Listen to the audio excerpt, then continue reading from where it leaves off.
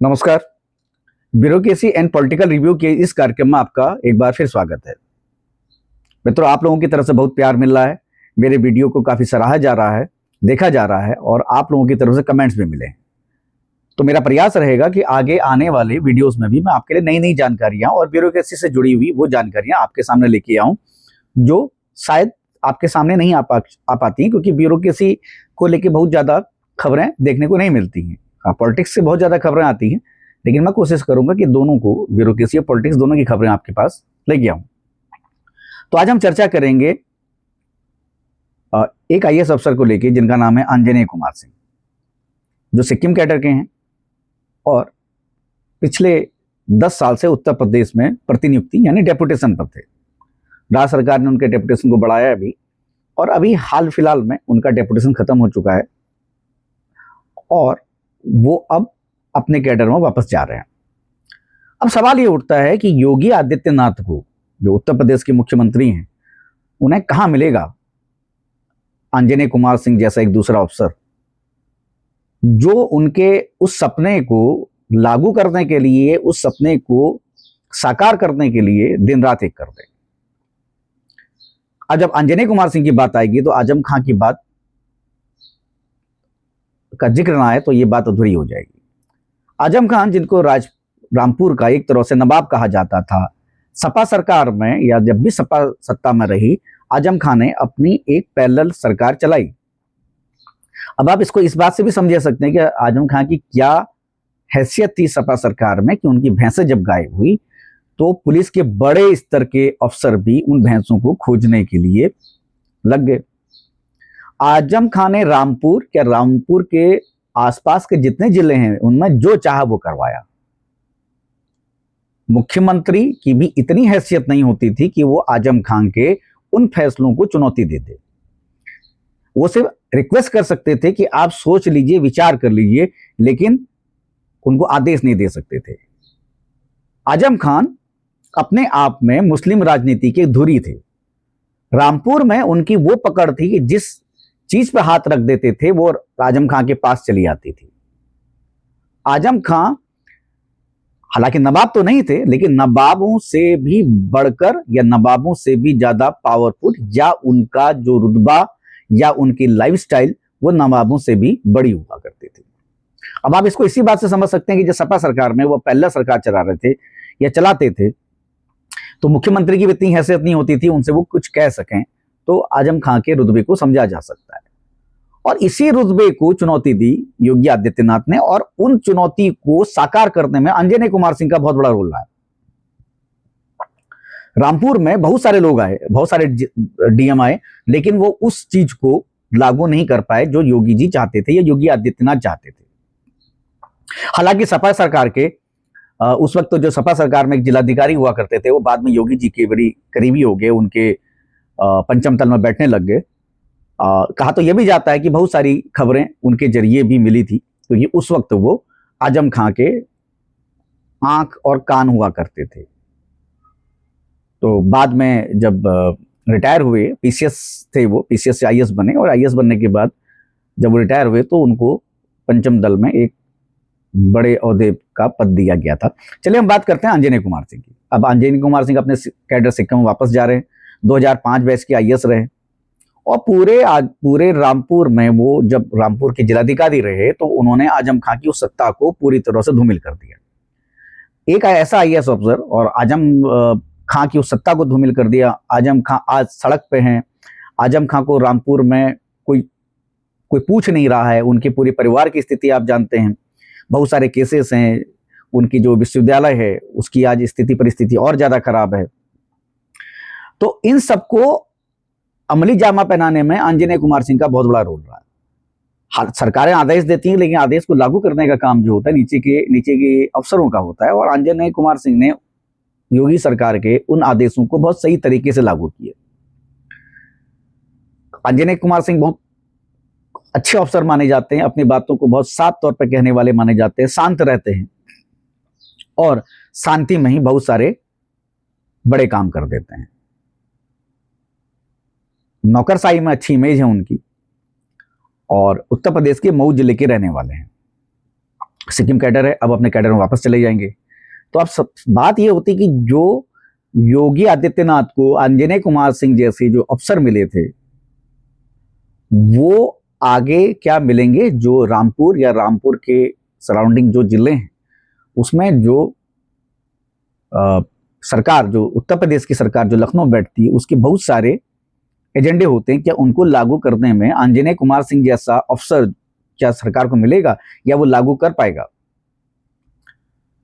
अभी तक तो नहीं लगता है, क्योंकि जैसे मैंने एक जिक्र किया कि जो सपा सरकार में पीसीएस से आईएएस बने अफसर थे, वो भी जिलाधिकारी रहे रामपुर के, बाद में वो पंचम तलवा में बैठे, उन्होंने भी ऐसा कुछ नहीं किया। तो अब क्या सरकार को ऐसे अफसर मिलेंगे? सवाल ये है, क्योंकि जिस प्रकार से योगी आदित्यनाथ रिजल्ट चाहते हैं उस प्रकार से रिजल्ट देने वाले इस प्रकार के अफसर उत्तर प्रदेश में कम है। हालांकि अंजनी कुमार सिंह के साथ एक फायदा यह भी था, क्योंकि वो सिक्किम कैडर के थे और उनको कोई डर नहीं थी, क्योंकि राज्य के तो है नहीं, यूपी कैडर तो उनका है नहीं, तो जाहिर सी बात उनको देर से तो जाना ही था। तो जो उन्होंने उनके साथ एक ये फ्री हैंड था कि वो उनको कोई भी आदमी टच नहीं कर सकता था, क्योंकि कैडर को कोई चीज बदल नहीं सकता है उनका। उत्तर प्रदेश में अगर मान के चले सपा की सरकार भी आ जाती है तो क्या कर लेगी उनका? तो ये उनके साथ एक अच्छी चीज थी, जो शायद हो सकता है कि उत्तर प्रदेश कैडर के अफसरों में ना हो, क्योंकि किसी को देर सवेर तो यहाँ रहना ही रहना है, उनको रिटायर भी यहीं से होना है। तो हो सकता है कि सपा की सरकार आ जाए कभी, तो उस वक्त तो उनके लिए दिक्कत आ जाए। तो इस प्रकार की चीजें भी देखने को मिलेंगी। लेकिन हाँ, इस पर एक और चीज है कि क्योंकि केंद्र सरकार चाहती तो अंजनी कुमार सिंह का टेन्योर बढ़ा सकती थी। और आप जो घटनाएं देख रहे होंगे पिछले करीब 6-7 महीने से जो राज्य में चल रहा है, केंद्र और राज्य के बीच में जो चीजें चल रही हैं, उसके आधार पर केंद्र सरकार, उत्तर प्रदेश सरकार जो भी अपने रिक्वेस्ट केंद्र सरकार से कर रही है, चाहे किसी के एक्सटेंशन बढ़ाने को लेके हो, चाहे वो किसी के टाइम पीरियड बढ़ाने को लेके हो, या डीजीपी के कार्यकाल को बढ़ाने को लेके हो, तो उस पर केंद्र सरकार बहुत ज्यादा कंसिडर नहीं कर रही है। ये एक हालांकि छोटी बात है, क्योंकि केंद्र सरकार का अपना जुरिडिक्शन है, वो कुछ भी चाहे, और नियमों का डीओपीटी के अपने नियम हैं, उन डीओपीटी के नियम के आधार पर बहुत सारे फैसले करने होते हैं। लेकिन जो देखा जा रहा है वो एक तरह से ये देखा जा रहा है कि केंद्र सरकार उत्तर प्रदेश सरकार की बहुत सारी रिक्वेस्ट को डिनाई कर रही है या अस्वीकार कर रही है, उनको एंटरटेन नहीं कर रही है। अंजनी कुमार सिंह को भी एक्सटेंशन मिल सकता था, क्योंकि बहुत सारे, अगर हम देखेंगे सपा सरकार में जो राज्य के मुखिया थे, उन्हीं के परिवार के एक आईएएस अफसर का तमिलनाडु से उत्तर प्रदेश में डेपुटेशन हुआ, और डेपुटेशन पाया, और उसके लिए भी रूल बाईपास किए गए।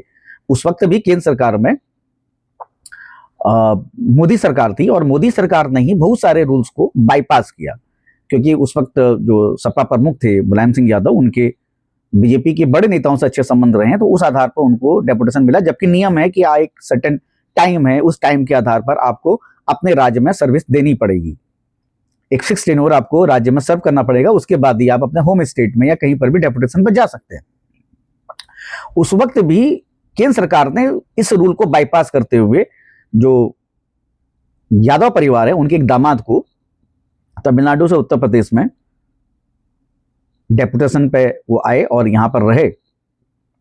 उसके बाद जब राज्य में योगी आदित्यनाथ की सरकार आ गई थी, तब भी वो यहां डेपुटेशन पर थे और लंबे अरसे तक यहां डेपुटेशन पर रहे। हालांकि उस वक्त उनके जो ससुर हैं, उनके योगी आदित्यनाथ जी के साथ या राज्य सरकार के साथ अच्छे संबंध थे, और उनकी खुद की एक पार्टी थी। बाद में उन्होंने पार्टी का मर्ज करा दिया समाजवादी पार्टी में, तो उसके बाद उनके दामाद को वापस जाना पड़ा। लेकिन ये बहुत सारे रूल्स ऐसे हैं जो केंद्र सरकार बाईपास करती है। तो अगर अंजनी कुमार सिंह के एक्सटेंशन को बढ़ाने के लिए योगी आदित्यनाथ ने चिट्ठी लिखी या राज्य सरकार ने कोई चिट्ठी लिखी हो, उसको अगर केंद्र सरकार ने बढ़ाया है, नहीं बढ़ाया है, और उस पर कोई फैसला नहीं किया, पॉजिटिव फैसला नहीं किया, तो इसका मतलब कहीं ना कहीं रिश्तों में तल्खी है। मतलब जो खास तौर पर डेपुटेशन से रिलेटेड या किसी के टेन्योर को एक्सटेंशन को लेके जिसमें केंद्र सरकार कंसिडर नहीं कर रही है। तो सवाल यही है कि अंजनी कुमार सिंह जैसा अफसर उत्तर प्रदेश में योगी आदित्यनाथ को अब कैसे मिलेगा, क्योंकि रामपुर में तो आजम खां की सत्ता तकरीबन खत्म हो चुकी है।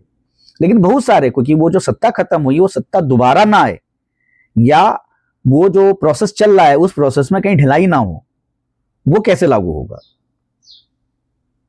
क्योंकि अभी भी रामपुर में जो बहुत सारे जो एफआईआर हुई हैं या फिर जो वहां पर जमीन को लेके जो घोटाले हुए हैं या जो बहुत सारी ऐसी चीजें हुई जो गैर कानूनी है, उनको आगे कोर्ट में, क्योंकि जाहिर सी बात है आजम खां बहुत सारे मुद्दों को लेके कोर्ट में चले गए हैं, कोर्ट में हैं, वो बहुत सारे मुद्दे कोर्ट में चल रहे हैं। अब कोर्ट में परस्यू करने का किस प्रकार से परस्यू किया जाएगा ये अफसर के ऊपर निर्भर करता है, वो चाहे जिलाधिकारी हो या उसके अधीनस्थ कर्मचारी हो। तो वो जो आंजनेय कुमार सिंह ने जिस दृढ़ता के साथ, जिस मजबूती के साथ, जिस पावर के साथ आजम खां के उन मुद्दों को या उन चीजों को वो कोर्ट के सामने भी लेके गए, एफआईआर भी कराई, वो एक अफसर उनकी एक मजबूती दर्शाता है, उनकी विल पावर को दर्शाता है। और सवाल वही है कि क्या ऐसा आंजनेय कुमार सिंह जैसा कोई दूसरा अफसर योगी आदित्यनाथ को मिलेगा।